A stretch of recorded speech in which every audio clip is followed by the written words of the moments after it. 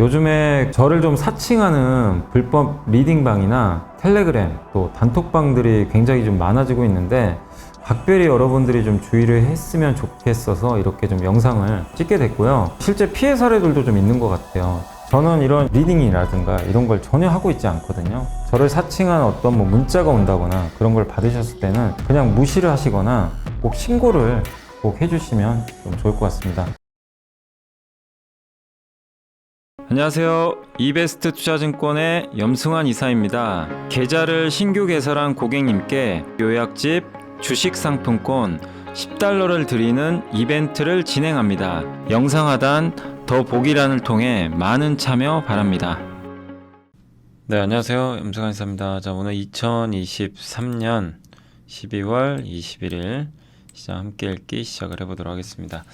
자, 주식시장이 오늘은 좀 쉬어가는 것 같죠. 미국이 너무 달렸고 하락해도 이상할 게 없는 상황에서 미국 증시가 어쨌든 급락했거든요. 그러다 보니까 한국도 여지없이 충격을 받는 그런 모습이 좀 나왔던 것 같습니다. 물론 이제 오늘 좋은 소식이 있었죠. 양도세 대주주를 몇 억으로 결정할 거냐, 이걸 50억으로 올렸어요. 그래서 이제 물량을 50억 이상은 많진 않죠, 좀.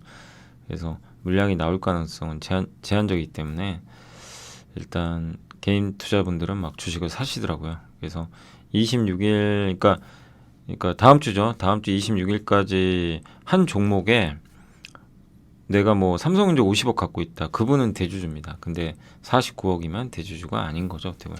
근데 물론 27일인가 28일날 그 마지막 날 종가에 주가가 많이 올라가지고요. 26일에 팔아놨어도 50억 넘어가면 대주주가 될 수는 있습니다. 그러니까 그 점은 유의하시고, 어쨌든 이제 50억 이하면 26일까지 대주주 한 종목 하나에 그렇게 대주주가 좀 되진 않는 거니까 그럼 세금을 낼 이유는 없는 거죠. 그래서 일단 그렇게 확정이 됐고, 다음 주 26일 화요일 날 국무회의에서 이제 도장 딱 찍는다고 합니다. 그래서 드디어 개인들의 그 바람이 일단 이루어졌고, 근데 아쉬운 건 좀 빨리 결정을 했어야 되는데 정말 이거 날짜 다 돼가지고 그게 좀 아쉽긴 합니다. 자, 어쨌든 그 예전에 추경호 부총리가 얘기할 때 참 이게 걱정했죠. 이거 안 될까봐 했었는데 다행히 결론이 났고요. 그래서 연말까지 미국이 크게 흔들리지만 않으면 좀 괜찮을 것 같습니다. 자, 그리고 오늘 마이크론 실적 발표 있었고, 넷플릭스의 데이터 공개, 양극재 수출 동향 점검, 타이어, 조선, 자동차, HML. 이거 신영증권 엄경환 연구원님이 제가 읽어봤거든요. 완전히 열이 받으신 것 같아요. 완전히 열받은 것 같아요. 이따 한번 보여드릴게요. 엄경환 의원님이 이 보고서에 정말 흔히 좀 표현이 빡침이라 그래요. 빡침. 제가 읽는 순간 그게 그냥 그대로 전달이 됐습니다. 그리고 앱코, 테크윙, 이오테크닉스, 하나솔루션, 롯데정보통신, 퀄리타스 반도체, 여기까지 한번 설명을 해드리겠습니다. 자, 일단 그 메뉴로 올려가지고 마이크론 실적 발표에 세 가지 의미가 있어요. 그래서 선수금 6억 달러 받았대요. 누가 줬을까요? 엔비디아일 가능성이 높고, 얼마 전에 하이닉스도 엔비디아로부터 돈 받았다라는 보도가 있었거든요. 그러니까 HBM 만들어줘야 되는데 돈 많이 들죠. 그러니까 이제 먼저 주는 거죠. 내가 돈 줄 테니까 좀 만들어 달라. 우리 필요하다. 그래서 하이닉스한테 돈을 주고 이제 하이닉스가 만드는, 약간 이제 그런 걸 선수금인데, 선수금을 이제 수치를 일단 한 거. 근데 선수금은 재무제표상으로 부채입니다. 그래서 부채 보실 때 어떤 기업들은 막 부채 비율이 엄청 높을 때가 있어요. 근데 그런 경우에 선수금이 많으면 그건 나쁜 게 아니에요. 왜냐면 저거는 미리 돈 받은 거니까 부채죠. 그죠? 제품을 주기 전에 미리 받은 거잖아요. 그래서 부채예요. 부채인데 내가 제품 만들어서 넘기면 이제 부채가 없어지니까. 그리고 저거에 이자 낼 필요 없죠. 저 빌렸다고 내가 이자 냅니까? 6억 달러 먼저 받아서 야, 내가 먼저 줬으니까 너 이자 내. 그런 경우는 없죠. 말도 안 되는 일이죠. 그건 당연히. 그래서 저거는 되게 좋은 부채예요. 선수금은 굉장히 좋은 부채죠. 부채 중에서도. 물건을 만들어서 이제 납품만 하면 되니까. 그래서 아마 마이크론도 누구라고 공개는 안 돼 있습니다. 예, 어떤 제품인지도 몰라요. 그러나 우리가 추정하기로는 이제 뭐 엔비디아 아니겠냐. 예, 그만큼 HBM이 공급자 우위고, 예, 그리고 지금 업황이 안 좋은 걸 너무 많이 겪다 보니까 메모리 업체들이 이제 함부로 이제 투자를 안 하거든요. 그러니까 이제 고객사가 예, 이제 미리 돈을 주면 하겠다. 그러니까 약간 이제 그런 거죠. 그래서 판매자 우위 시장이라는 게 명확히 드러났습니다. 예. 야, 너 돈 안 주면 나 안 만들래? 약간 이런 느낌이에요. 그러니까 이게 참 제가 옛날에도 LG 디스플레이랑 하이닉스 많이 비교해드렸지만 그 사이클 산업들인데 참 극명하죠. 예. 물론 뭐 애플이 LG 디스플레이한테 돈을 준 적도 있어요. 먼저 만들어 달라고 했던 경우도 있는 걸로 제가 알고 있는데, 다만 이 디스플레이 LCD 쪽은 공급자 우위가 아니잖아요. 너무 경쟁자가 많아요. 중국이란. 근데 반도체는 경쟁자가 없어요. 그냥 딱 3, 4만 만드니까, 그래서 이게 굉장히 중요한 거예요. 여러분들이 투자하실 때 공급자가 적을수록 좋은 거예요. 그런 산업은 장기 투자하기가 되게 좋아요. 편해요. 경쟁자가 못 들어오니까. 그러니까 이런 것도 되게 중요한데, 그래서 반도체를 저는 항상 긍정적으로 이게 보고 있는 이유가 전 세계 3개 업체밖에 없거든요. 그게 가장 예, 중요하다. 그리고 의도적으로 출하를 제한하고 있다고 합니다. 그래서 이번에도 내년 2분기에 출하량 역성장할 것 같다. 그리고 판매 단가 올라갈 것 같다. 실적은 그래서 가격이 올라서 실적 개선한다. 이렇게 얘기를 했고, 또 12월 달에 모바일 기업들이 디램과 낸드 이걸 대규모 물량 계약을 맺었는데, 이제 스마트폰 회사들이요 더 늦기 전에 재고 확보하는 거예요. 왜냐하면 재고는 없는데 이게 돌아가는 상황을 보니까 반도체 가격이 여기서 더는 안 빠질 것 같고 오를 것 같은 느낌이 들죠. 여러분이라면 내가 화웨이 CEO나 샤오미 CEO나 삼성전자 CEO라고 생각해 보세요. 바로 삼성전자 하이닉스에 전화해가지고 저 지금 물량 좀 빨리 주시라고. 예. 막 그 다급해지죠. 예. 지금 왜냐면 한두 달 후면 올라갈 것 같은 거예요. 디램 가격이. 그럼 지금 구해야죠. 그러니까 이게 분위기가 완전히 바뀌었어요. 1년 전엔 정반대였어요. 예. 안 사요? 모바일 기업들이. 싸게 줘도 안 사니까 더 싸게 줍니다. 예. 그럴 때 잠깐 사고. 그래서 정말 이게 180도 이렇게 상황이 바뀌어버린 거죠. 그래서 뭐 출하가 늦어지면 늦어질수록 가격은 더 올라가니까 메모리는 뭐 여유 있는 거예요. 예. 그리고 서로 이제 재고 확보하려고 하고 있고. 그러니까 HBM이 완판됐다고 합니다. 그 이제 마이크론마저도 이게 좀 완판됐다라고 솔드아웃이라고 표현을 했어요. 하이닉스도 그 얘기 했죠. 얼마 전에 3분기 실적 발표에서 우리 다 완판됐다. 24년치까지. 예. 그 얘기는 뭐냐면 그만큼 수요가 어마어마하다는 얘기죠. 삼성전자 역시 뒤늦게 아마 계약에 성공했다고 합니다. 아마 여기 김선우 연구원님이 전화하시든 물어봤던 것 같아요. 그래서 그 기사 내용은 거의 사실일 가능성이 높아졌고, 예. 다만 이제 삼성전자가 조금 이제 늦어졌지만 좀 추격은 하지 않을까 이렇게 보여지고, 다만 좀 비용 증가 요인들은 조금 있을 것 같다. 뭐 이런 내용인 것 같습니다.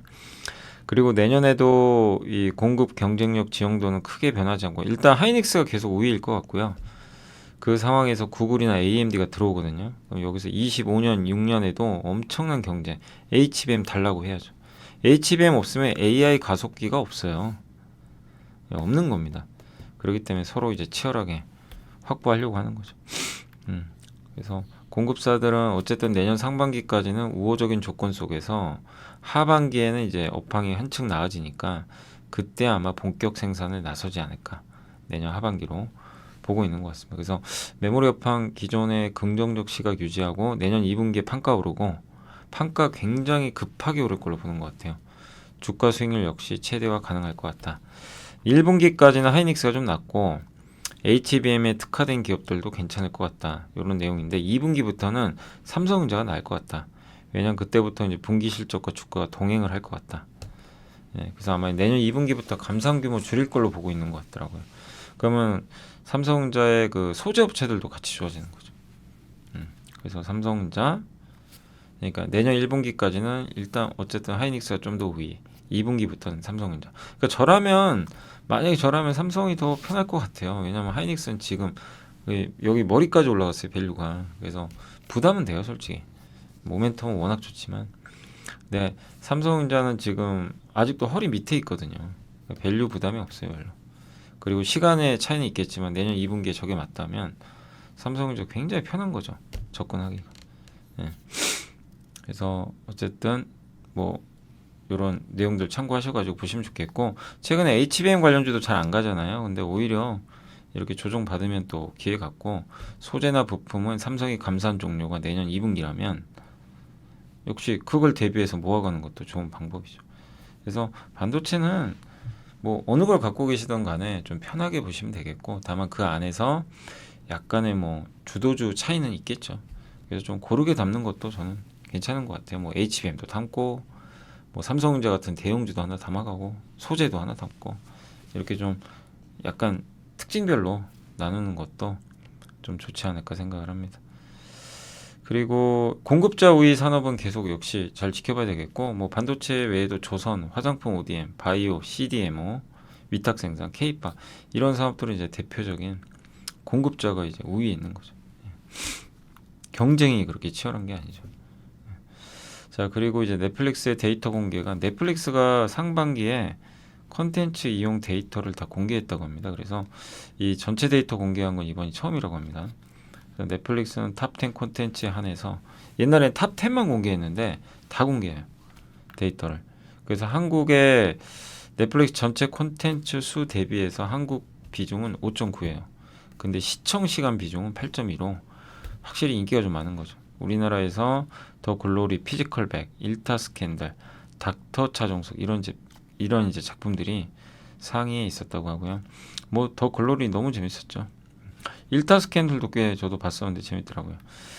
스튜디오 드래곤 작품 비중이 어쨌든 또 높았다고, 국내 제작사 중에 스튜디오 드래곤이 일단 좀 높은 점유율을 차지했다고 하고요. 넷플릭스 컨텐츠 투자 금액 17조 원인데 그 중에 우리나라에 투자한 게 1조 원이에요. 그래서 딱 한국 비중만큼 투자를 했어요. 한국의 점유율이 5.8이라고 그랬죠. 예, 작품 수 대비. 예, 거의 유사하게 투자를 했다라고 보시면 되겠습니다. 그동안 국내 콘텐츠 회사들은 이렇게 높은 영향력이 있다는 게 지금 딱 보이잖아요. 그런데도 주장을 하기 어렵죠. 정확한 데이터가 안 나오니까. 그래서 이제는 정확한 데이터가 나오니까 콘텐츠 제작사의 힘이 좀 올라가겠죠. 그러니까 잘하는 제작사는, 못하는 제작사는 그만큼 더 힘든 거고, 히트작 비중이 높은 제작사가 더 유리해지는 환경으로 간다라는 내용으로 봐주시면 좋을 것 같습니다. 자, 하나증권의 김현수 위경제연구원님은 이제 양극재 안 좋아요. 딱 봐도 수출 중량, 물량이죠. 전월 대비 10.7% 감소했고 전년 동기 28.9. 수출 중량 하반기에도 계속 꺾입니다. 예. 7월에 27,000톤인데 10월에 18,000톤으로 급감을 했고요. 그러다 보니까 수출액도 이렇게 좀 급감하게 된 거죠. 양극재 단가도 떨어지고 있다면 7월에 41.7달러인데 11월에 37.5까지 떨어졌고, 다만 NCM 배터리하고 끝에 A, 알루미늄이 들어간 NCA는 좀 다르대요. NCM은 안 좋아요. 계속 꺾이고 있어요. 근데 NCA는 올라가고 있어요. 오히려 조금씩. 예. 물론 뭐 일부 꺾이는 모습도 나오긴 하지만 확실히 NCA가 더 분위기가 좋은 쪽으로 지금 가고는 있는 것 같습니다. 청주시에 LG화학 에코프로 BM이 있는데 4개월 연속 감소고요. 대구시에는 LNF가 있는데 3개월 만에 반전했대요. 포항시에는 포스코퓨처의 에코프로 BM인데 여기도 모두 상승을 했다고 합니다. 한국 양극재 수출 전체로는 일단 올해 1분기 이후로는 모두 계속 하락세고요. 특히 4분기 하락폭이 더 확대되고 있다. 또 하반기 양극재 수출 감소는 이게 그러면 뭐 전기차 안 팔려서 그런 거 아니냐, 배터리 수요가 부진해서, 그건 아니래요. 배터리 출하량은 7월보다 오히려 10월이 더 올라갔어요. 결국 우리나라 기업들의 점유율이 꺾이고 있는 게 문제인 것 같습니다. 3사 합산 점유율이 7월에 22.5인데 지금 18.9까지 떨어졌어요. 이게 왜 그럴까요? 중국 때문이죠. 중국이 영향력이 너무나 확대되니까. 그러니까 이제 배터리가 좀 아쉬운 게, 반도체하고 이제 비교들을 많이 하시잖아요. 근데 배터리는 세계 1위가 아니에요. 우리가 과점이잖아요. 반도체는 세계 업체밖에 없는데, 안타깝지만 배터리는 중국이라는 장벽이 하나 딱 있어요. 얘네를 이겨버려야 되거든요. 근데 지금 아쉽게도 못 이깁니다. 보시면 점유율이 계속 밀려요. 그래서 이걸 극복하면 또 주가 올라갈 텐데 아무튼 중국과의 경쟁은 부담이 될 수밖에 없어요. 그래서 이제 미국이 중요한 게 미국에선 중국과 경쟁 안 해도 되죠. 그래서 그건 좋은 거죠. 좋은 건데 다른 지역에서의 경쟁은 계속 이어지고 아무튼 우리나라 점유율은 떨어지고 있다는 게 좀 아쉬운 점이고 리튬 가격의 하락 기울기는 완만해지고 있다고 합니다. 네. 그래서 양극재 가격이 더는 안 떨어질 것 같고 그러나 실적이 어쨌든 돌아서려면 물량이 증가해야 된대요. 수출 물량이 늘어나면 그때부터 좀 의미 있게 반등한다. 그래서 앞으로 우리가 봐야 될 거는 이런 양극재 기업들의 수출 중량 있죠. 이게 지금 계속 감소하거든요. 저게 얼마나 늘어나느냐가 어느 시점에서 그게 좀 중요하다라고 보시면 좋겠습니다. 수출 금액, 수출 중량 다 꺾이고 있고 증가율이고 역성장나죠. 양극재 수출 단가도 확 꺾였고 NCM 배터리 수출 중량 그래도 NCA는 잘 나가요. 요걸 하는 게 이제 에코프로비엔과 포스코 퓨처엠인데 이쪽은 그래도 좀 잘 버티고 있다라고 보셔도 좋겠습니다. 자 이번에 이제 타이어 한번 보겠습니다. 11월 이제 글로벌 타이어 이제 판매가 나왔고요. 그동안 이제 오리지널 신체용 타이어는 괜찮았는데 이제 리타이어라 그러죠. 이 교체용 타이어는 되게 부진했거든요. 근데 이번에 그걸 벗어나서 교체용 타이어 이게 더 중요합니다. 시장 규모가 4배가 더 커요. 그래서 신차용은 조금 성장했고 교체용은 중국이 무려 18%나 거기다 운임지수 하락하죠. 고무 가격 떨어지죠. 네. 그래서 천연 합성 고무 가격도 안정화돼 있고 뭐 오르긴 그러니까 최근에 한 12월 들어서는 2% 내외 정도로 좀 올랐다고는 하는데 과거보단 좀 많이 안정화됐죠. 그래서 아마 이런 부분들은 타이어 업체들 실적과 주가에 모두 긍정적으로 작용하지 않겠냐 이렇게 보고 있고 이게 보면 글로벌 이제 신차용 타이어고 이게 글로벌 그 교체용 타이어죠. 근데 둘 다 이게 돌리죠. 판매량이 고무 가격 안정화돼 있고 상하이 운임지수. 근데 이게 좀 불안한 게 이제 요즘에 홍해에서 그 이제 수에즈 운하 가는 그 통로로 지금 배들이 운항을 못 하잖아요. 공격 때문에 예멘 반군에. 그래서 저 운임지수가 급등할 수도 있다는 건 좀 부담이죠. 얼마만큼 상승할지 모르지만 어쨌든 최근에 많이 오르고 있거든요. 그러니까 저거는 일단 뭐 어쩔 수 없는 돌발 악재죠. 근데 만약에 그런 이유 때문에 빠진다 타이어가 그럼 기회로 봐야 돼요. 왜냐면 이게 장기화될 이슈는 아니라고 보거든요. 예. 그래서 사실 오늘 뭐 넥센 타이어나 이런 타이어 기업들이 좀 주가 부진하지만 만약에 이런 이유들로 인해서 한 며칠 정도 주가가 부진하다면 기회가 되지 않을까라고 생각합니다. 그래서 타이어는 일단 이런 지표들만 봤을 때 이렇게 돌리는 모습들이 나오고 있어서 아직까지는 뭐 펀더멘털은 문제 없다라고 봐야 될 것 같고 하이 투자의 변영진 연구원님은 이제 조선과 대형 탱커 시황을 좀 업데이트 해줬는데 여기서 근데 그 타이어에서 한국 타이어는 요즘에 조금 주의가 필요한 게 그 경영권 분쟁 이슈 있잖아요. 한인 컴퍼니인가요? 그러니까 그 어디죠? 그 한국 타이어 막 그 한국엔 컴퍼니죠. 한국엔 컴퍼니. 예. 한N이 아니고 헷갈렸습니다. 한국엔 컴퍼니인데 아무튼 이제 여기 경영권 분쟁 이슈로 한국 타이어도 좀 주가 움직여서 조금 한국 타이어는 그냥 좀 지켜만 보시고 왜냐면 타이어 요새 펀더멘탈로 막 급등락 하기보다는 이제 경영권 분쟁 이슈 때문에 약간 그게 참 굉장히 애매해진 거죠. 예. 그래서 한국 타이어는 조금만 더 지켜보고 좀 보수적으로 볼 필요는 있습니다. 당분간은. 자 그리고 조선은 이제 대형 탱커 얘기를 좀 해드릴게요. 여기 잘 나와 있는데 유로나브란 회사가 중고선을 예전에 노르웨이 선박왕 한번 기억나세요? 양영모 연구원이 썼던 자료인데 거기에 이걸 써줬죠. 갑자기 중고 선박을 매각을 했는데 그 노르웨이 선박이 다 사갔어요. 싹쓸이 간 거죠. 왜? 지금 운임지수가 올라갈 것 같으니까 베팅을 한 거죠. 예. 근데 어쨌든 이 유로나브는 그걸 팔아가지고 돈이 생겼죠. 그래서 2달 만에 발주를 합니다. 뭐 탱커선을. 이건 새로운 선박이죠. 예. 그래서 큰 베리라지, 예. 그러니까 아주 큰 원유 운반선이고 수에즈 막스는 수에즈 운하를 통과할 수 있는 정도 크기예요. 그래서 그걸 한국엔 발주했습니다. 그래서 여기 보면 중고선 24청 매각에서 한 3조 원 벌었는데 이거 이제 팔아가지고 신조선 발주하고 있다. 선주들은 그러니까 돈만 생기면 그냥 발주할 준비가 돼 있고 중국을 더 선호해요. 예, 그렇지만 한국으로도 전환이 되고 있다. 중국을 선호하는 건 싸서 그래요. 일단 가격이 싸고. 예, 그래서 중국을 선호하지만 이제 어느 정도 중국이 차면 한국으로도 오는 거죠. 그리고 스웨즈 막스부터 VLCC 이 두 개가 어쨌든 크기가 다른데 VLCC가 당연히 한 2배 정도 크고.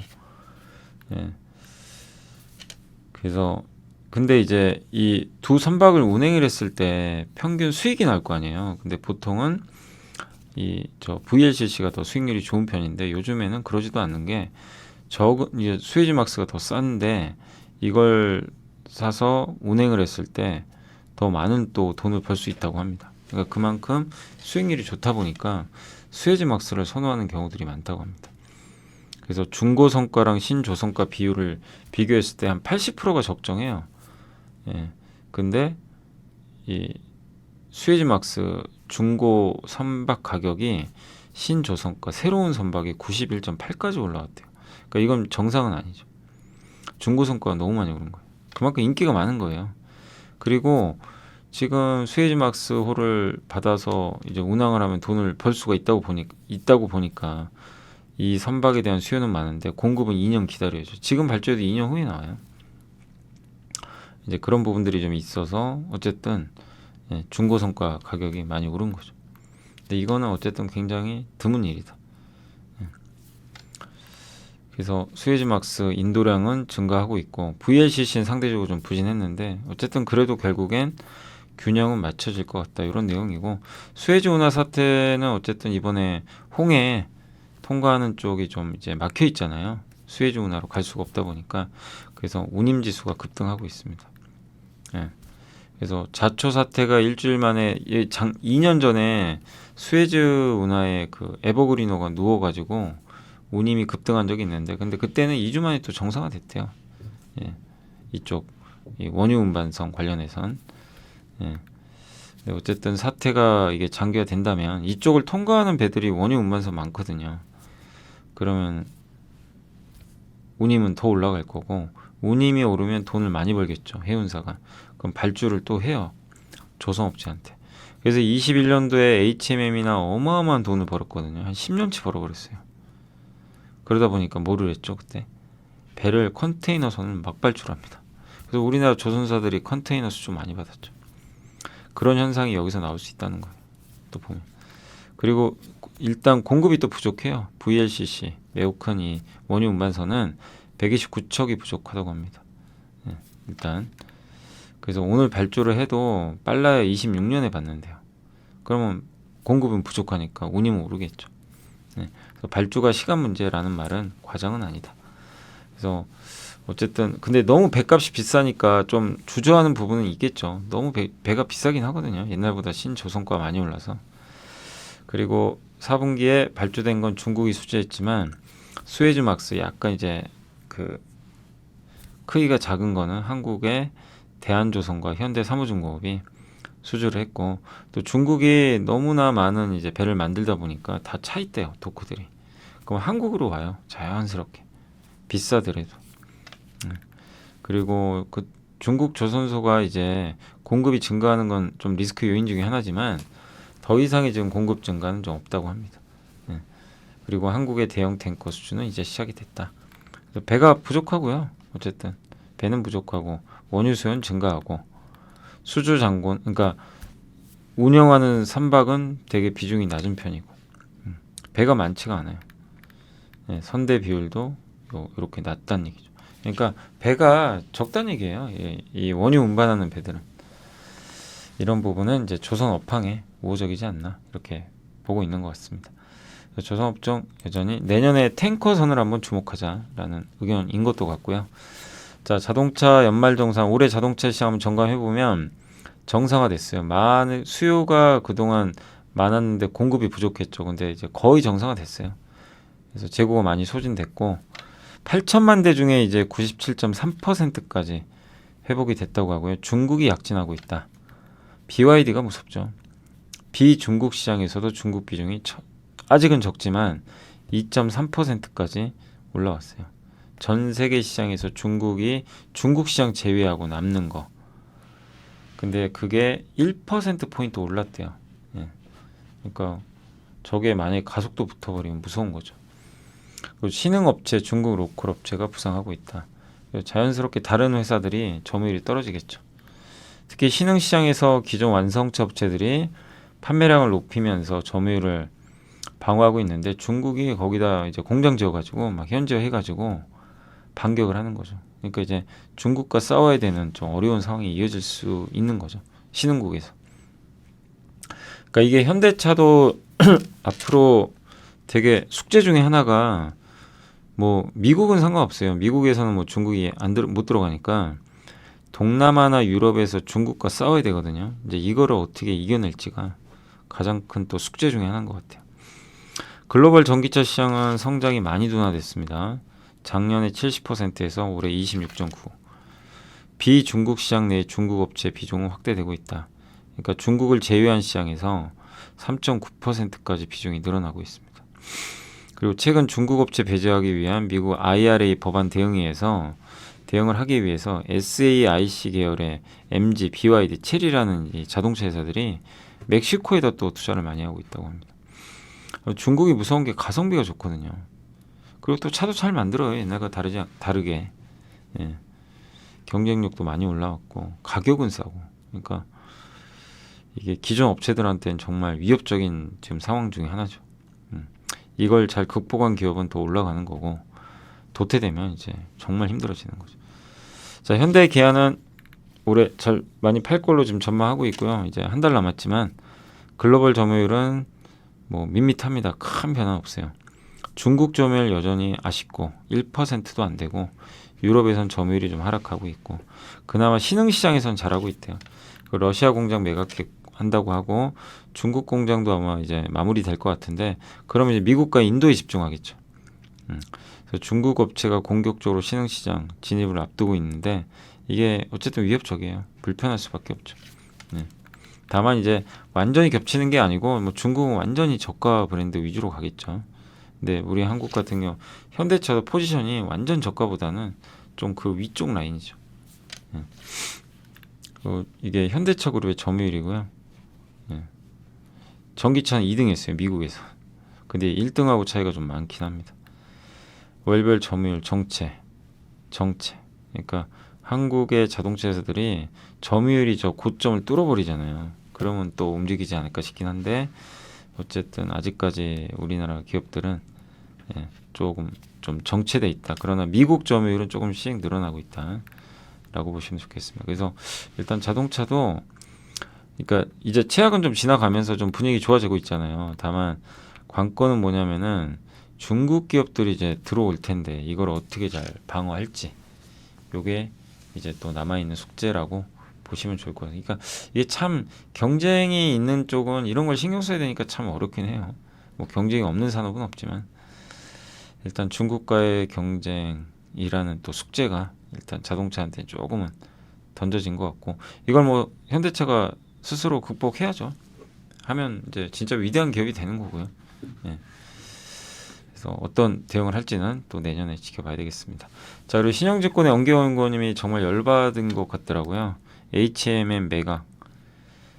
주주분들도 얼마나 지금 열받았을까요? 예, 그런 생각 많이 드는데 아무튼 HMM 아예 매도로 의견 바꿨고요. 펜오션은 이제 더 이상 보고서 안 쓴다고 하는 거죠. 커버리지. 예, 담당 안 한다. 아예 삭제시켜 버렸어요.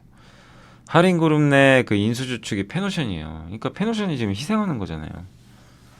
그 주당 가치 희석 불가피하고 3조 원 정도 아마 유증해야 될 분위기인데 예, 어쨌든 지금 현금성 자산이 5,969억 원인데 1년에 1조 원 정도 현금 지출이 또 있대요. 왜냐하면 그 선박 금융 해가지고 원리금 상환할 게 있거든요. 그러니까 선박 구매할 때 이제 빌린 거죠. 어떻게 보면 돈들을. 그러니까 갚아야 되는 돈들이 있는데 그 돈 안 쓸 수 없잖아요. 예, 그래서 유증할 가능성이 좀 높지 않나 이렇게 보고 있고 그리고 엄경화 연구원이 이제 본인을 필자니까 애널리스트일 뿐 승자의 저주를 예상했던 페노션 이후 1년, 그러니까 자기는 일반 애널리스트 경영자 아니다. 사실은 제가 이거 여기다 뒤에 안 썼는데 뭐라고 썼냐면은 일반 애널리스트 나부랭이라고 썼어요. 예, 거기다 나부랭이라고 썼더라. 자기를 본인은. 그러니까 뭔가 지금 굉장히 지금 이 빡침을 느끼신 지금 상황인데, 예, 이게 페노션이 하림이 페노션 인수했잖아요. 그때 대부분 그랬죠. 야, 이거 페노션 같이 저렇게 업다운 심한데 승자의 저주 있는 거 아니야. 근데 어쨌든 신의 한 수라고 평가하죠. 야, 인수 잘했다. 네, 돈도 잘 버니까. 근데 그 일이 다시 한번 이번에도 일어나길 바란다고 합니다. 그러니까 HMM 인수가 또 승자의 저주 아니냐 이렇게 보는 시각도 많이 있잖아요. 근데 지금 알 수는 없고 1년은 지나야 아는 거죠. 그래서 그 인내의 시간이 필요한데 그때까지 페노션 주주의 주식 가치는 하락하게 돼요. 증자 때문에. 그걸 누가 보상해 줄 거냐 이거죠. 회복 기간에 1년 이상 필요할 거고. 그래서 자기는 1년 이내에 주식 투자 전략을 제시하기 때문에 그걸 알 수는 없다. 어느 정도가 될지. 유증 비율도 모르겠고. 그래서 페노션 이제 더 이상 담당하지 않는다. 이렇게 했고 사실 해운업황 좋거든요. 지금 뭐 수에즈운하, 파나마운하. 파나마는 이제 가뭄 때문에 통행량이 줄고 또 내년 2분기부터 환경 규제 들어가요. 그러면은 공급이 줄어요. 선박들. 예. 그럼 당연히 운임이 올라갑니다. 운임이 올라가면 해운사는 좋은 거죠. 예.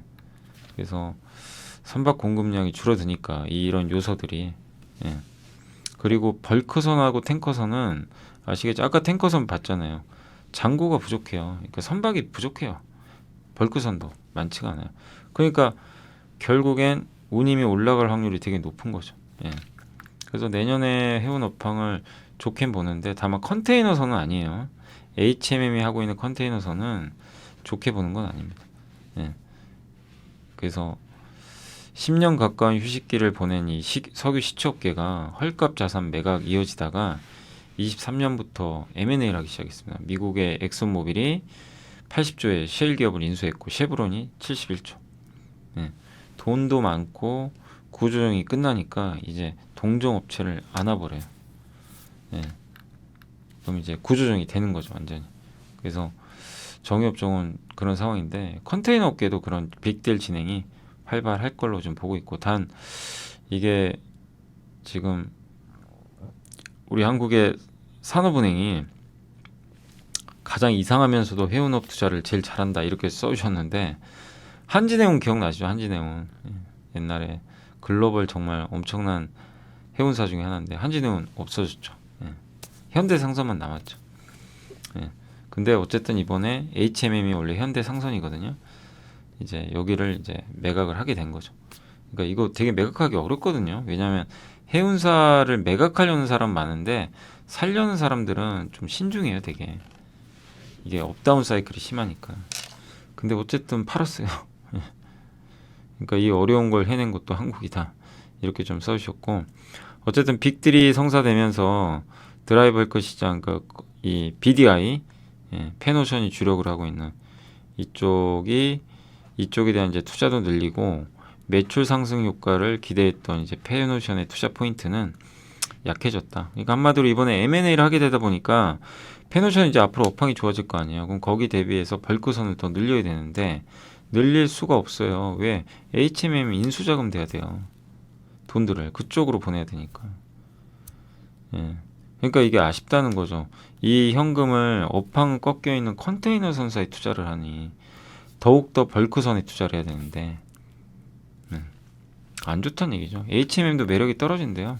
경영권 프리미엄 얹지 않았거든요. 보통은 이 지금 주가보다 한 40% 50% 높게 M&A 하잖아요. 비싼 가격에. 근데 이번에 아니에요. 예. 그리고 현재 2.8% 점유율인데 이거를 3배 이상으로 불려야 한다고 하거든요. 그러면 이걸 하기 위해선 선박에만 25조 원이 들어가야 된다. 이 돈을 누가 댈 겁니까? 다. 그래서 매각 자금은 저기 산업은행이나 채권단으로 가죠. 그러면 HM이 돈 열심히 벌어서 저 투자하는 수밖에 없어요. 그럼 배당도 줄어들 여지가 있는 거죠. 자, 그래서 어쨌든 HMM이나 페노션 다 지금 부정적인 입장이신 것 같고 이번 인수는 여러분으로 페노션이 다 책임을 져야 되거든요. 자금을. 그래서 굉장히 페노션 주주분들한테 제가 봤을 때 주주가치 훼손이 굉장히 불가피한 저는 그런 상황이다. 이거 뭐 막을 수 있는 방법 없나요? 주주분들이. 아, 정말 이건 아닌 것 같은데요. 제가 생각해도. 예. 뭐 물론 이제 M&A는 자유인데 이게 페노션이 3조 원의 유증을 만약에 하면 그 피해를 누가 보는 겁니까? 예? 누가 보는 거죠? 좀 답답하네요. 그리고 HMM은 요새 많이 올랐죠. 어제도 제가 상담 받았죠. 그래서 좀 줄이시라고 말씀을 드렸거든요. 약간 줄이는 게 좋을 것 같다. 오늘 또 다시 급락해 버렸는데 어쨌든 업황이 좋은 편은 아니에요. 지금 뭐 업황이 좋아지고는 있지만 일시적일 가능성이 높잖아요. 저 스웨즈 관련해서. 그래서 주주분들 굉장히 판단하시기 어렵겠지만 저도 이제 어쨌든 이것도 읽어보면서 느낀 게 결국엔 시간이 많이 걸릴 것 같아요. 주가 회복까지 가더라도. 그래서 HMM, 페노션 모두 비중 축소가 저도 맞다는데 동의를 하고요. 왜냐하면 투자 아이디어가 훼손됐으면 그건 장기 투자를 할 이유가 저는 없다고 생각합니다. 저도 역시.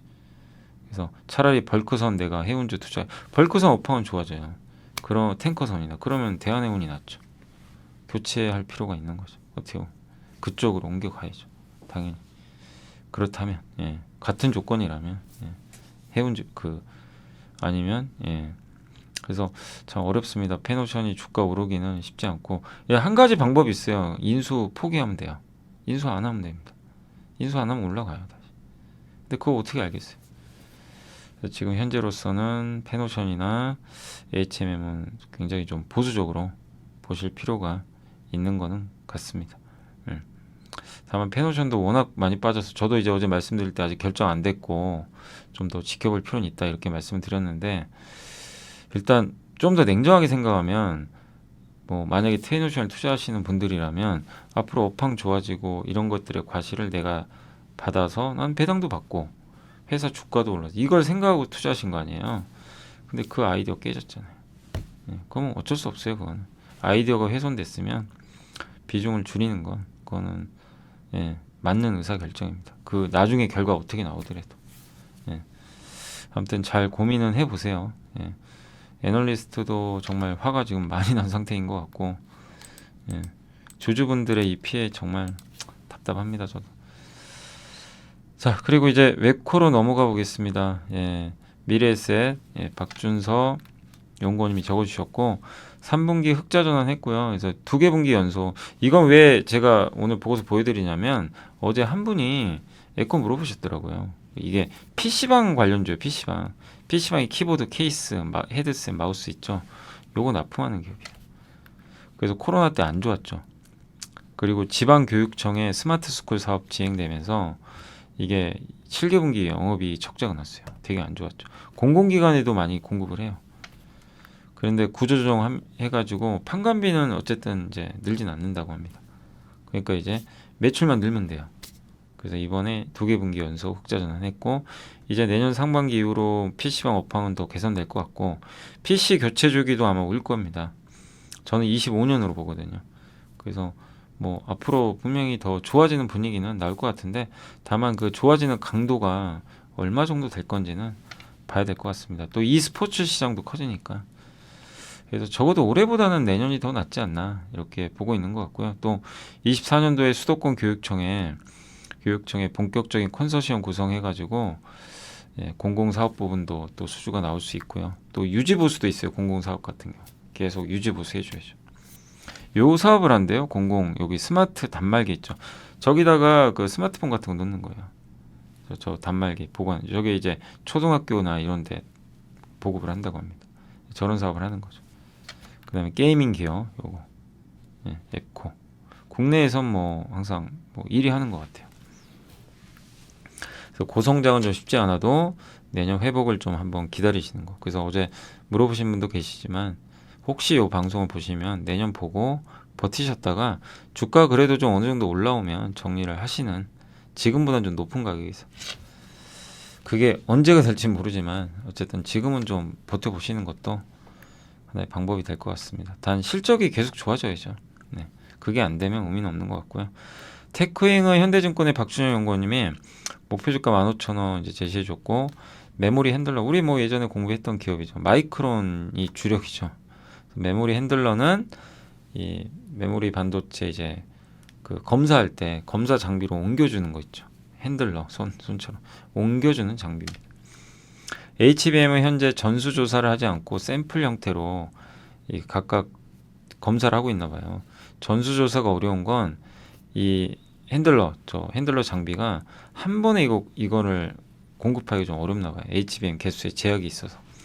그래서 지금 개발 중인 장비는 기존 장비와 다르게 HBM을 한 번에 전수 조사할 수 있는 그런 장비를 지금 개발을 하고 있다고 합니다. 그래서 만약에 그게 통과가 돼서 납품을 한다면 테크윙의 주가는 더 많이 오르겠죠. 근데 그건 뭐 아직은 모르죠.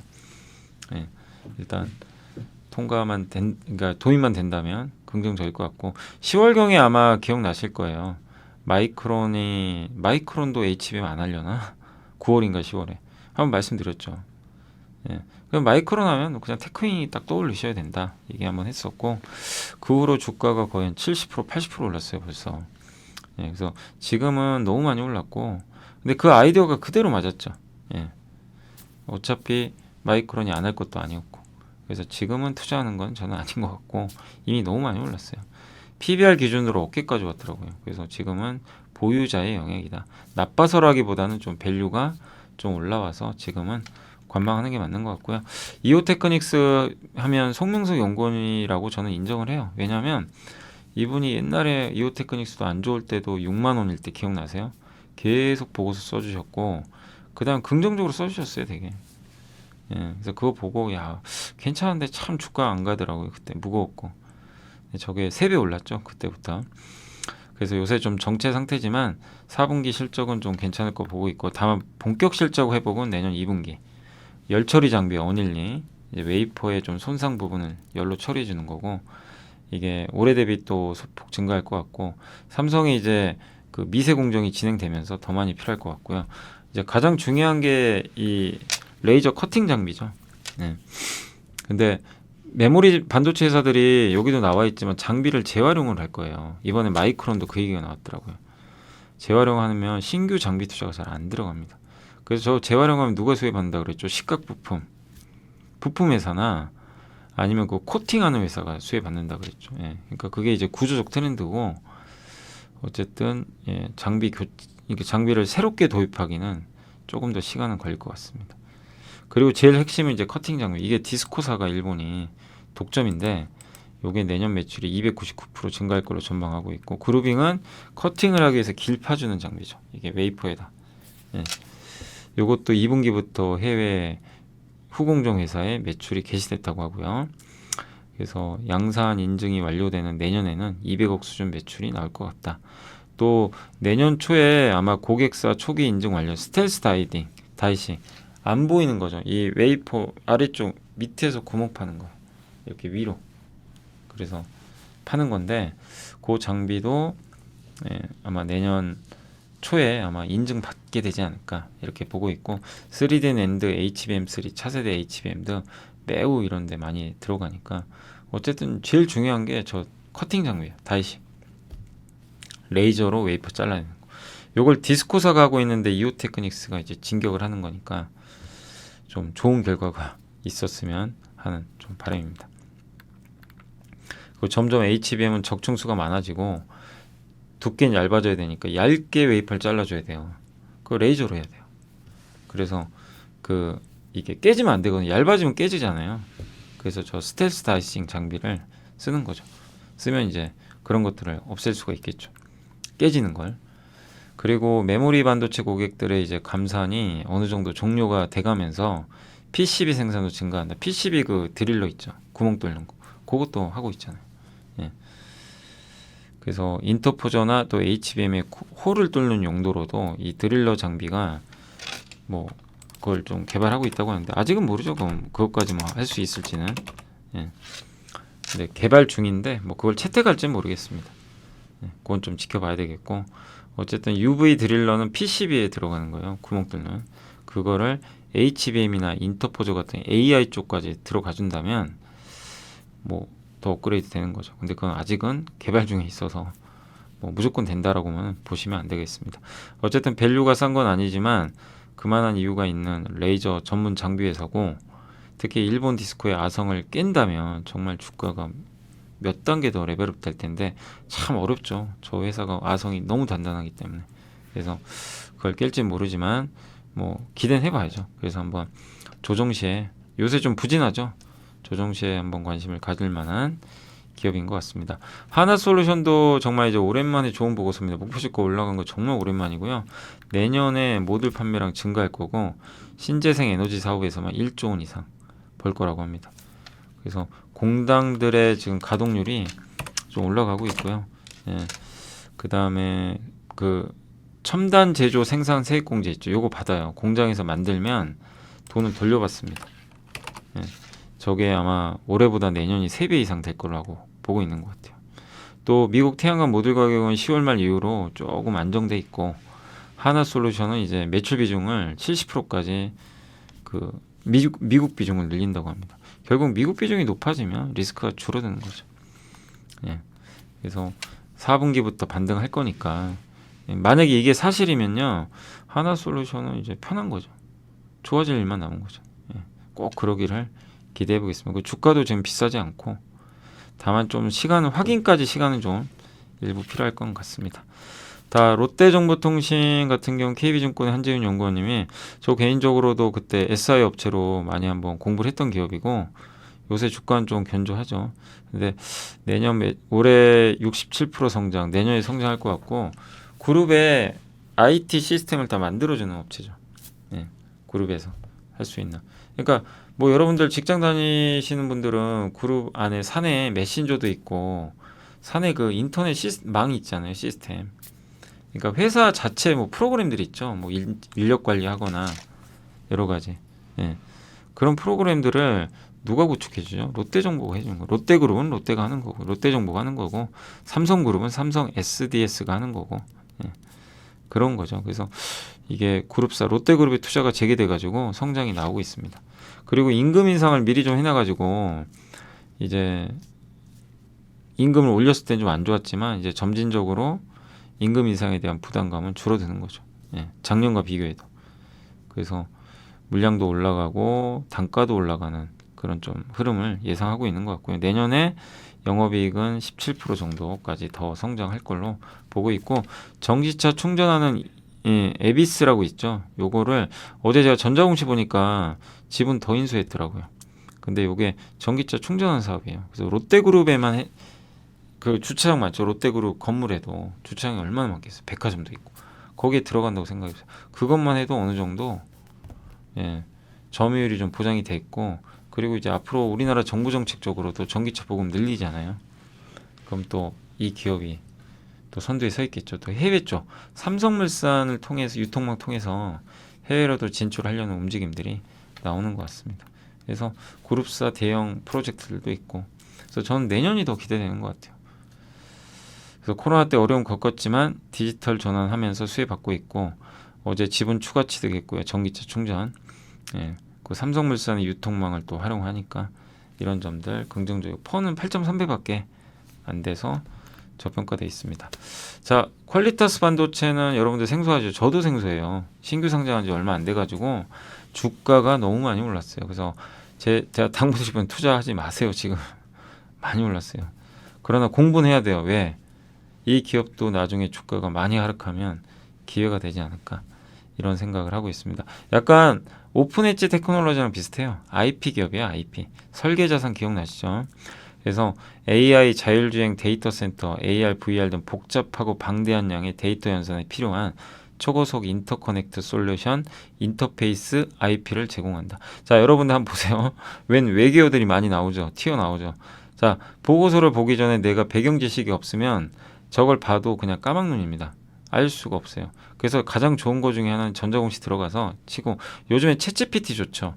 챗GPT나 하이퍼클로바 X 사용하시면 야, 요거 너 해석 좀 해라, 이렇게 딱 해줘요. 그러니까 뭐냐면 초고속 인터커넥터가 뭐야, 인터페이스 IP는 뭐냐, 여기까지는 우리 이해가 되잖아요. 근데 요 D가 이해 안 되시죠?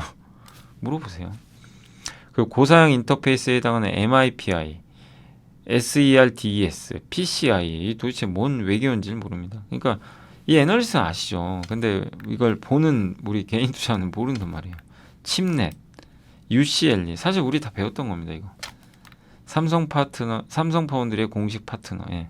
여기에 뭐 가온칩스 같은 기업들도 있겠죠. AD테크. 그래서 삼성 파운드리의 MIPI를 독점적으로 점유율로 제공한다. 근데 IP 시장 규모는 앞으로 20% 연평균 이상 성장하고 고사양 인터페이스 IP는 더 성장한다. 수요는 증가하는데 이걸 만드는 업체는 적다. 공급자 우위다. 예. 그리고 IP 시장 내 일부 기업들이 거의 독점하고 있죠.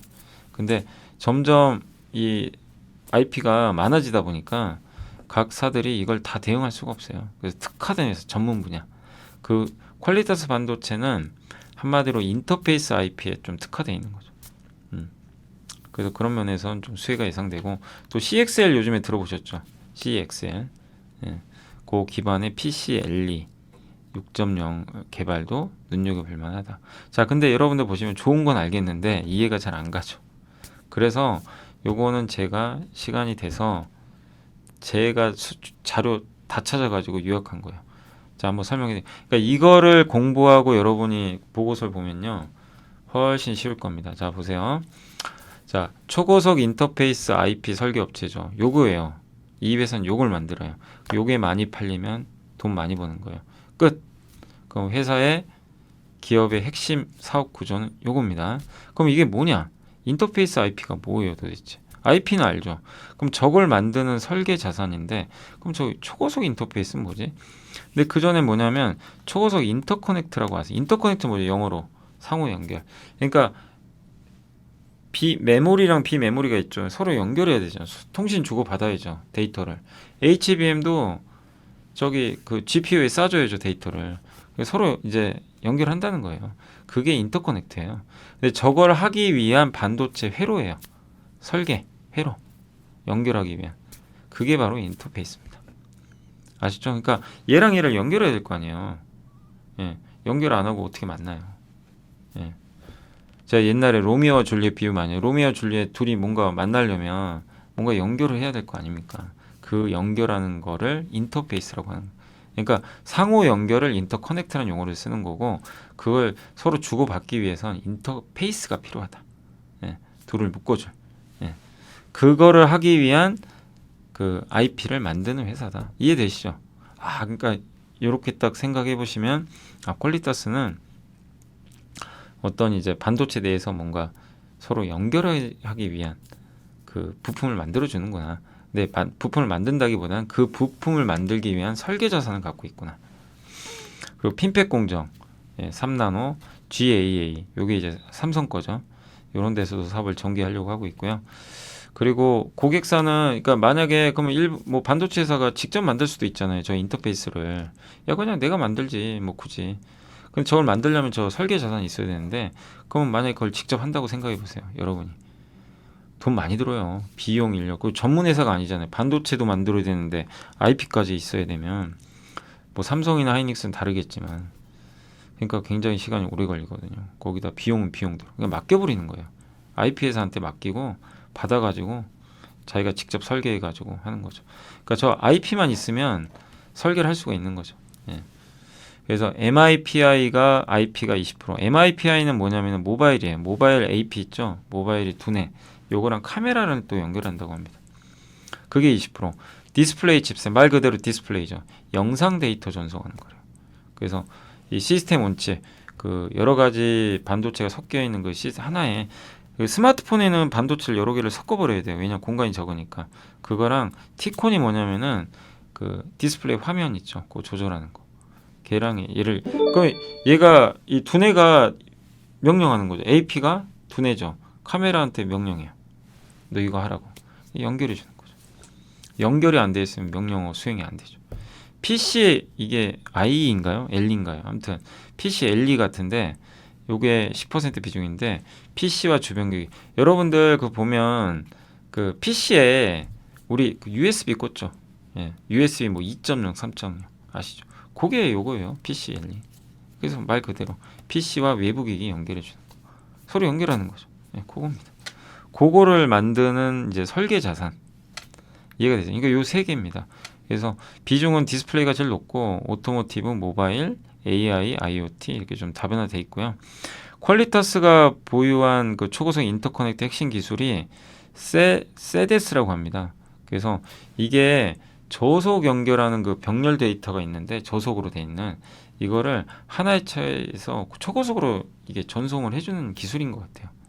그러니까 저속을 고속으로 바꿔주는 그 기술도 갖고 있다고 합니다. 그러니까 서로 데이터 이동 속도가 빠르면 좋잖아요.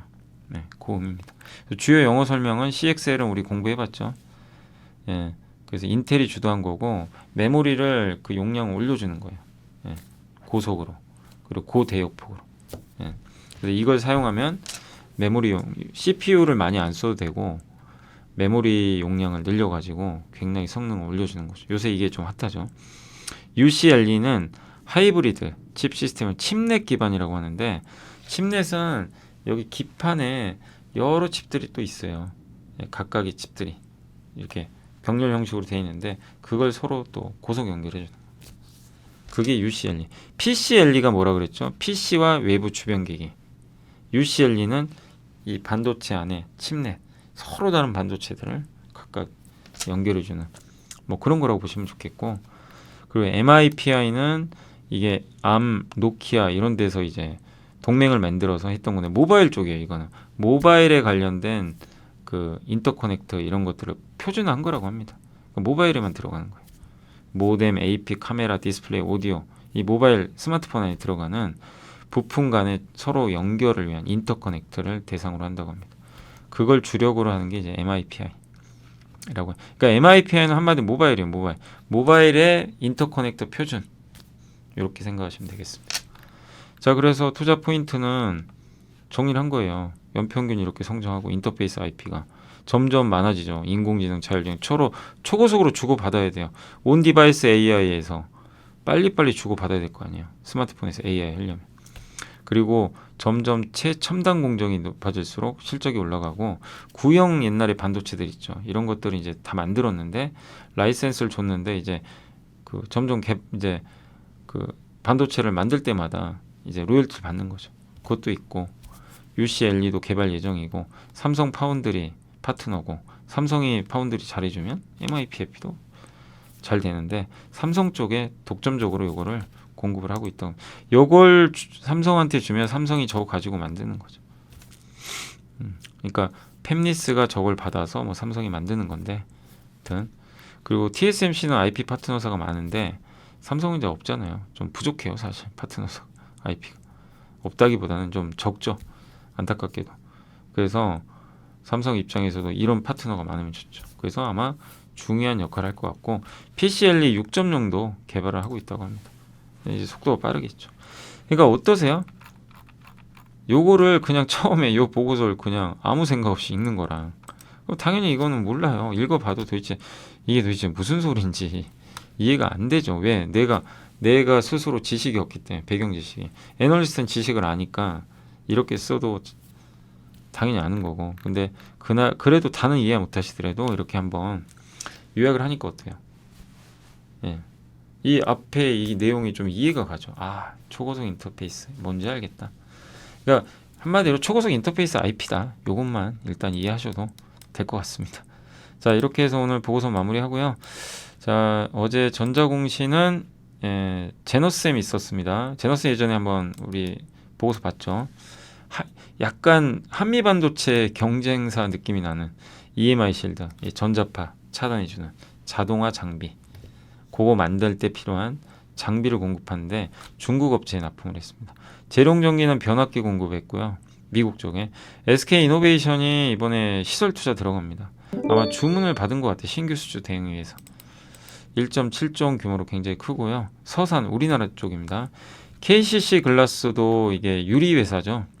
뭐 자동차용 유리 같은 거 하는 걸로 알려져 있는데 시설 투자하니까 이것도 KCC 글라스도 주가 많이 빠졌었죠 예전에. 예. 롯데 정보통신 아까 봤던 전기차 충전 이 회사 지분 더 인수했습니다. 미코 투자 회사인데 여기를 좀 어쨌든 처분한 건 저는 긍정적이라고 봐요. 예. 그래서 자본들 이거 현금화 했거든요. 그래서 보유 지분 매각해서 현금화했다 이렇게 보시면 되겠고, 내부자 매수는 그 전자결제 회사인 KG 모빌리언스가 있었다는 거 참고하시면 또 좋을 것 같습니다. 자, 그래서 오늘 일단 보고서하고 전자공시까지는 좀 시간이 많이 걸렸는데 한번 설명을 해드렸습니다. 자, 그리고 이제 오늘 장이 방금 끝났는데 요거 하나만 보여드릴게요. 어떤 분이 이제 블로그 6해치 운영님이 써주신 건데, 요거는 좀 걱정돼서 제가 하는 거예요. 뭐냐면 이게 두산로보틱스, 알테오젠, 현대오토, 오늘 현대오토에보도 급등했죠. 이게 페낙계라고 들어보셨어요? 패시브가 낳은 괴물, 패시브 펀드가 있죠. 지수 추정해서 사는 펀드들이에요. 그냥 무조건 사요. 지수에 맞춰가지고. 그래서 어떤 새로운 기업이 지수에 들어와요. 그걸 추정해서 사는 거죠. 그러니까 계속 옛날에 기억 안 나세요? 카카오페이, 카카오뱅크, 국민연금이 그냥 사버렸죠. 상장하고. 왜 샀죠? 예, 비중을 맞춰야 되니까. 그 지수 비중대로 운영을 하니까. 예. 그래서 뭐 코스피 200에 편입이 된다거나 그러면 막 들어오는 거죠. 펀드 돈들이. 그러니까 우리가 상식적으로 생각해도 너무 비싸거든요. 이게 정상적인 주가인가? 이거 너무 버블 아닌가? 이렇게 생각을 해도 그냥 상관이 없어요. 그냥 막 들어옵니다, 돈이. 그러니까 돈 복사죠, 돈 복사. 막 올라가요. 결과는 여러분 아시죠? 무슨 일 발생했어요? 그냥 처참한 정도로 안 좋습니다. 그 패시브 이벤트가 끝나면. 그러니까 최근에 공매도까지 안 돼요. 그러니까 더 심해져. 그러니까 제가 이걸 말씀드리는 게 단지 올라가니까 기분 좋아하실 게 아니라, 이렇게 패시브 이런 걸 이용해서 뭐 선수분들은, 잘하시는 분들은 잘할 수 있는데, 그냥 초보자분이 어설프게 이렇게 해가지고 운 좋아서 수익 내는 경우 있거든요. 막 패시브 펀드 이런 거, 이거 이렇게 해서 들어가겠지 해가지고 운 좋아 수익 나신 분도 계세요. 예, 수급 이슈로 해가지고 몇 번 하다 보면 또, 야, 이거 진짜 잘 되네. 그래서 그렇게 해서 수익 나신 분도 계시겠지만, 결코 그런 운은 오래 가지가 않아요. 예, 나중에 큰 상처가 남게 돼요. 잘못하면. 예, 또 여기에 정말 맛을 들이게 되면 이제 펀더멘탈 아예 안 보게 됩니다. 예, 그럼 굉장히 투자가 위험해져요. 예, 그래서 저는 좀 말씀드리고 싶은 게 요거죠. 예, 여기도 이제 나와 있지만 요 자료거든요. 이게 하나증권에서 나왔던 자료 같은데, 지금 이제 MSCI 내년 2월에 아마 결정될 텐데, 편입 이게 조건인가 봐요. 4조 7천억, 예, 1조 5천억, 유동시가총액, 이제 유통 물량, 순수 유통 물량만 평가한.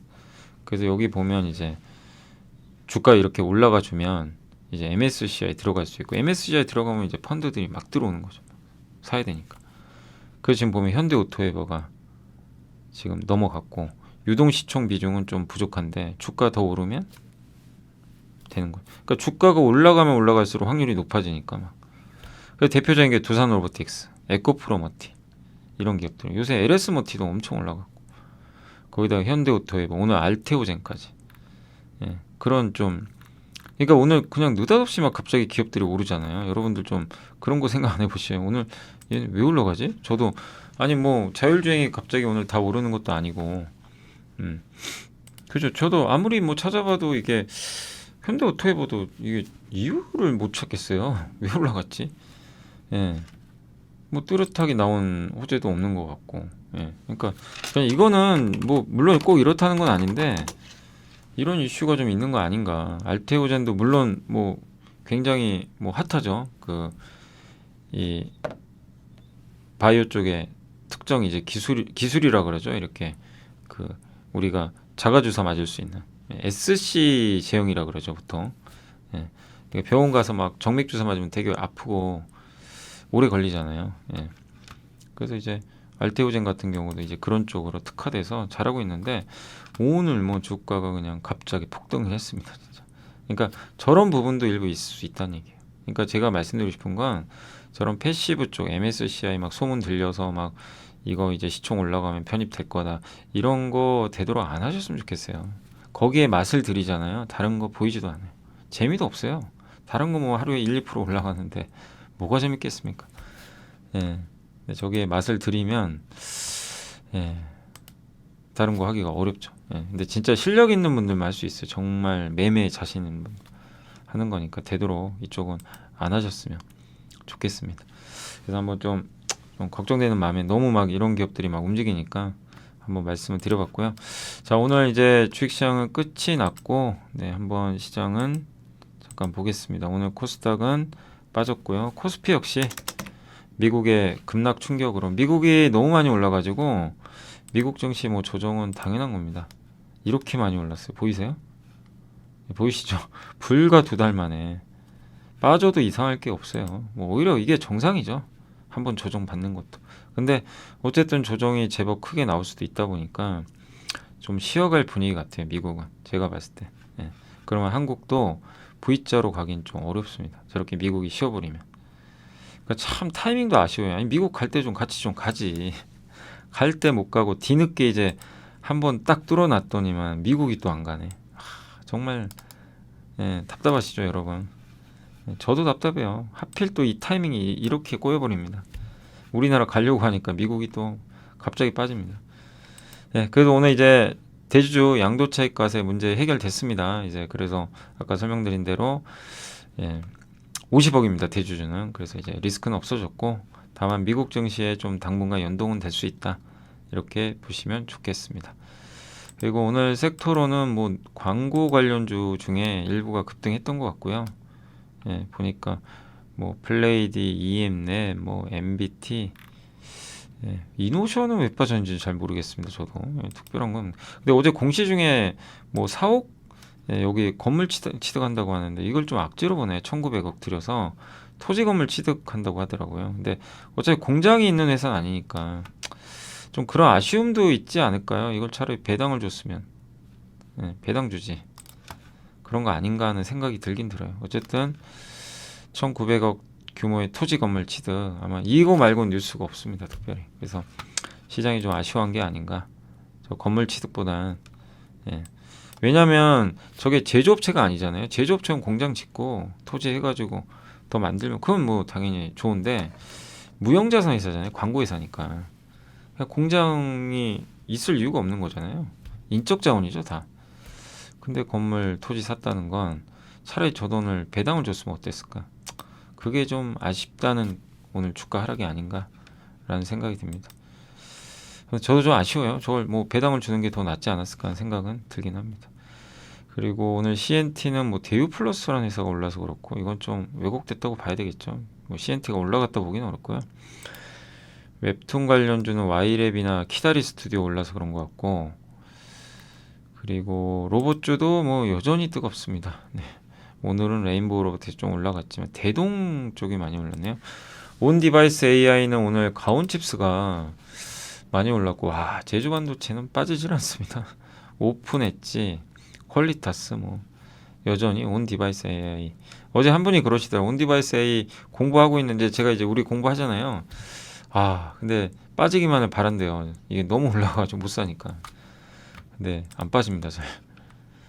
정말 강한 것 같고 교육주도 좀 올랐나요? 삼성출판사 혼자 간 거군요. 뭐 교육주가 간 건 아닌 것 같습니다. 인터넷은행 뭐 인터넷은행이 오른 건 아닌 것 같고요. 네, 포스코 DX 혼자 올랐고 오늘 좀 이게 왜곡이 좀 많네요. 특정 업종들이 한 기업이 너무 많이 급등해가지고 전기차 충전도 여기 대유 플러스가 올라서 그런 거고요. 네. 그리고 자율주행도 사실 현대오토에보죠. 독주고 트루인 정도. 물론 뭐 넥스트칩 이쪽도 오르긴 올랐어요. 그렇지만 현대오토에보는 약간 MSCI 기대감이 있는 거 아닌가. 만약에 이런 것 때문에 오르는 거면 비중을 당연히 줄이시는 게 좋습니다. 이 수급을 이용해서 펀더멘탈과 무관할 수도 있기 때문에. 근데 정확히 그거라고는 저도 말씀 못 드려요. 뭐 제가 알 수가 없잖아요. 근데 그런 이슈일 가능성도 배제 못하니까 예. 그런 걸 이용해서 약간 줄여나가는 것도 하나의 방법인 것 같습니다. 저는 반드시 주가가 이렇게 펀더멘탈로 올라가면 그러니까 어떤 실적들을 반영해서 점진적으로 그러면은 팔 필요는 없는데 갑자기 막 급등할 때가 있어요. 이유 없이. 이제 그런 경우는 이유를 찾아봐야 되는데 수급 이슈면은 파는 게 맞아요.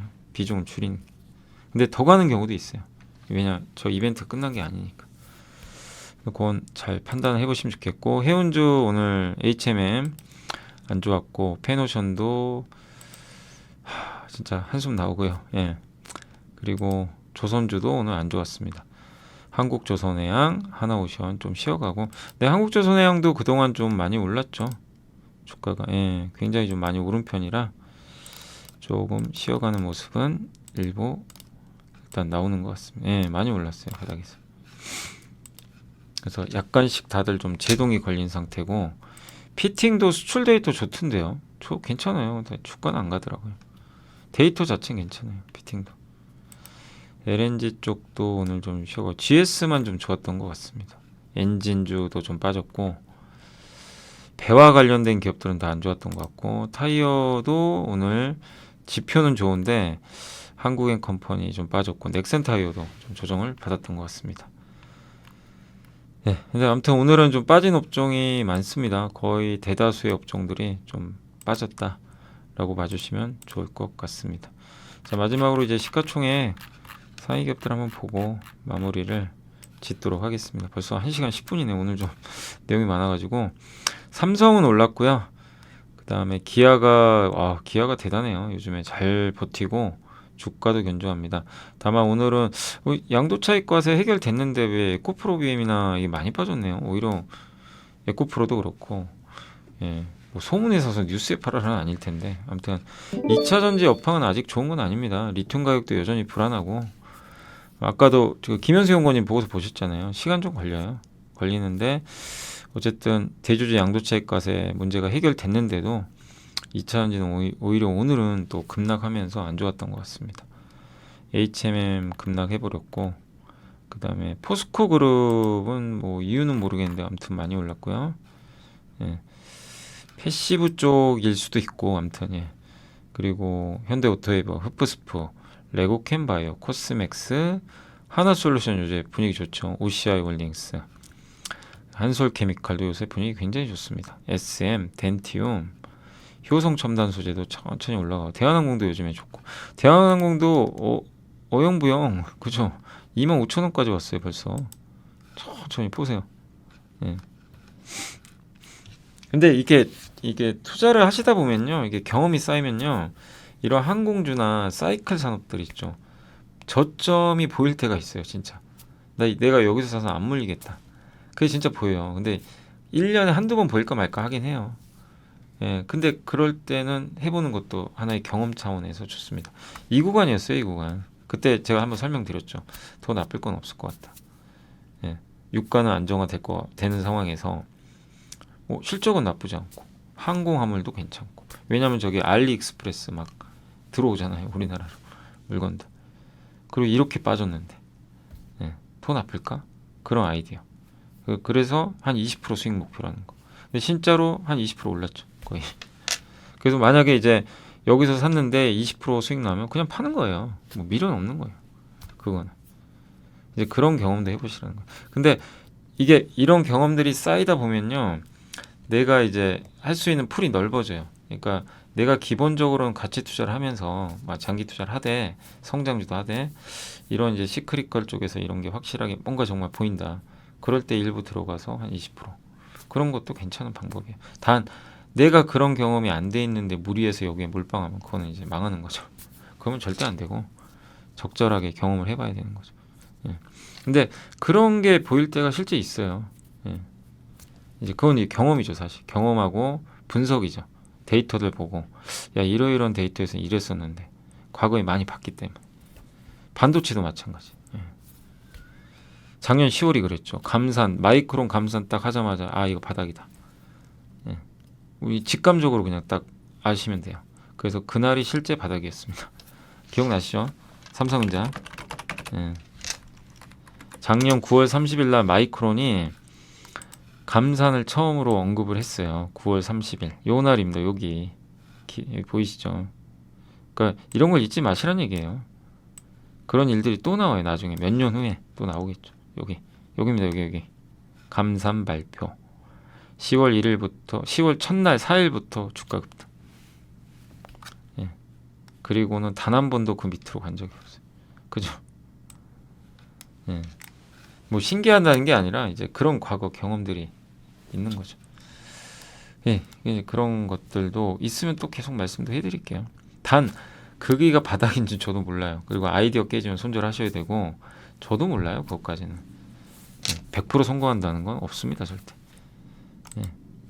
그러나 이제 그런 것들이 또 보이게 되면 저도 계속 언급은 해드릴 생각이에요. 1년에 정말 가끔 나오는 거죠, 사실. 그리고 이제 이오테크닉스, 뭐 솔브레인, 뭐 한미반도체, GS 이런 기업들이 좋았지만 오늘은 반대로 하락 종목이 너무 많았던 것 같습니다. 어쨌든 에코프로가 오늘 큰 폭으로 좀 하락을 했고, HM, LS 머티리얼즈 다 좀 이게 LS 머티리얼즈 많이 올랐던 기업이고, 그다음에 솔루엠이 오늘 좀 많이 빠졌네요. 이유는 잘 모르겠습니다. 페노션 빠졌고, 금양, 현대엘리, 루닛, 동학이요. 오늘 특히 2차전지가 다 안 좋았네요. 예, 에코프로, 머티, 코스모화 거의 2차전지네요. 예, 오늘 하락은 2차전지가 좀 주도한 하루였습니다. 보시면 대부분 그렇죠. 일부 로봇 쪽하고. 네. 자, 아무튼 그래 어쨌든 이제 시장 우리나라도 이렇게 되면 미국이 어떻게 될지 모르지만 미국이 제동 걸리면 한국도 조금 쉬어갈 확률은 좀 있습니다. 다만 종목 장세는 이어지고 삼성이 지금 생각보다 굉장히 분위기가 좋아요. 그럼 증시 코스피는 크게 안 빠질 수도 있어요. 전자가 위를 올려주면.